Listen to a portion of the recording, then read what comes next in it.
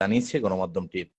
এদিকে সিলেট বিভাগের ৪ জেলায় নতুন একাধিক তরুণ নেতার নাম শোনা যাচ্ছে। হবিগঞ্জ ১ আসনে তালহা চৌধুরী, হবিগঞ্জ ২ আসনে আন্তর্জাতিক বিষয়ক সম্পাদক আহমেদ আলী মুকিব, মৌলভীবাজার ১ আসনে যুবদলের সাবেক সহ আন্তর্জাতিক বিষয়ক সম্পাদক শরীফুল হক সাজু, মৌলভীবাজার ২ আসনে বিএনপি চেয়ারপারসনের ফরেন অ্যাফেয়ার্স কমিটির সদস্য বদরুল আলম চৌধুরী শিপলু, সুনামগঞ্জ ১ আসনে জেলা বিএনপির সদস্য কামরুজ্জামান কামরুল ও যুক্তরাজ্য বিএনপির সাবেক যুগ্ম সম্পাদক ব্যারিস্টার হামিদুল হক আফিন্দি লিটন, সুনামগঞ্জ ৩ আসনে যুক্তরাজ্য বিএনপির সহসভাপতি এম এ সাত্তার ও সাধারণ সম্পাদক কয়সর এম আহমেদ, সুনামগঞ্জ ৪ আসনে সাবেক উপজেলা চেয়ারম্যান দেওয়ান জয়নুল জাকেরিন ও জেলা বিএনপির আহ্বায়ক কমিটির সদস্য নুরুল হক নুরের নামও রয়েছে আলোচনায়। তারা প্রত্যেকেই বিএনপির ৩১ দফা সংবলিত লিফলেট নিয়ে মানুষের ঘরে ঘরে পৌঁছে দিয়ে আলোড়ন সৃষ্টি করেছেন। এদিকে বিভিন্ন নির্বাচনী এলাকা ও বিএনপির কেন্দ্রীয় সূত্রগুলো থেকে জানা গেছে, প্রার্থী বাছাই, নির্বাচনী ইশতেহার ও নির্বাচনী জোট এই বিষয়গুলো বিবেচনায় রেখে নির্বাচনের প্রস্তুতি শুরু করেছে বিএনপি।